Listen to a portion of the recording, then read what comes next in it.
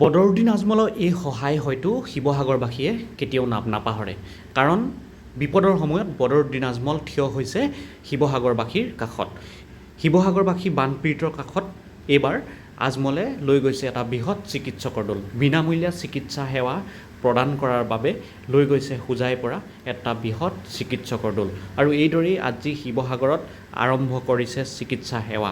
আৰু যিহেতু বদৰুদ্দিন আজমলে ইতিমধ্যেই 2.5 কোটি টকাৰ বান সাহায্য বিতৰণ কৰিছে। তাৰ পাছত বান সাহায্য বিতৰণ কৰাৰ পাছত আজি চিকিৎসা সেৱা আৰম্ভ কৰি এইদৰেই চিকিৎসকৰ দলটোৰ সৈতে সমগ্ৰ দিশটো পৰ্যবেক্ষণ কৰে। আৰু এয়া হৈছে বদৰুদ্দিন আজমলৰ চিকিৎসা শিবিৰ। আৰু হোজাইৰ পৰা যিহেতু আজি বৃহৎ চিকিৎসকৰ দল লৈ গৈছে, আজমল ফাউণ্ডেশ্যনে এইবাৰ বানপীড়িতক সহায় কৰাৰ বাবে বহুত চেষ্টা কৰিছে। আৰু শিৱসাগৰবাসীয়ে হয়তো কেতিয়াও এই সহায় কেতিয়াও নাপাহৰে বদৰুদ্দিন আজমলৰ।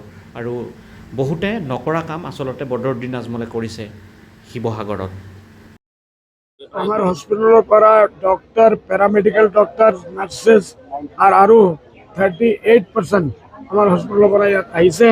এইটো আজমল ফাউণ্ডেশ্যনৰ আজমল হস্পিটালৰ ষ্টাফে এইটো 5 দিন ইয়াত থাকিব। তাৰপিছত ইতিমধ্যে আমাৰ হস্পিটালৰ পৰা আমাৰ আজমল ফাউণ্ডেশ্যনৰ পৰা আজমল চুপাৰ ফৰ্টিৰ পৰা 100 জন ল'ৰা ছোৱালী এইসকলে টাইম দিছে 3 দিনৰ কাৰণে ইয়াত আহিব। 3 দিন কৰি দিলে মতলব 300 দিন হৈ যাব। এটা আমার নালাগিব, কমেই কাম শেষ হয়ে যাব। আমি we will provide free medicine, free medicine, everything, every treatment will be free of cost. এটা আমি আরম্ভ কৰিছোঁ। আপোনালোকে আমাৰ হস্পিটেলৰ কাৰণে দোৱা কৰিব। আৰু যিমান পাৰে 1 টকা, 2 টকা, 5 টকা, 10 টকা, 1000 টকা আপোনালোকে আমাৰ এড্ৰেছ লওক। আৰু এড্ৰেছত আপোনালোকে এড্ৰেছ দি দিব। এড্ৰেছত বেংকৰ একাউণ্টত মানুহে পঠাওক। এই পইচাটো আমাৰ লাগে। এনে খালি মই নিজৰ ওপৰত একো কৰিব নোৱাৰোঁ। পৃথিৱীৰ গোটেই মানুহে মানুহৰ ওপৰত চিন্তা কৰিব লাগে।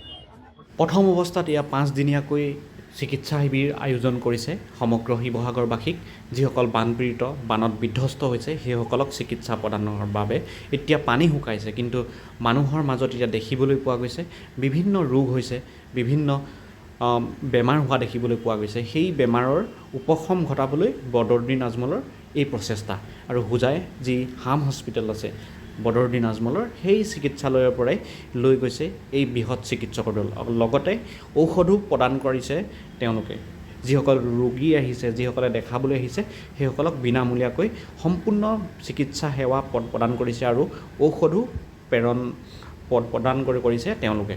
আৰু এয়া হৈছে আজি শিৱসাগৰৰ চিকিৎসা সেৱা ল'বলৈ অহা বানাক্ৰান্তৰ কিছু ব্যক্তি, যিসকল ইতিমধ্যে বানত প্লাবিত হৈছে, ঘৰ হেৰুৱাইছে, সৰ্বস্ব হেৰুৱাই পেলাইছে।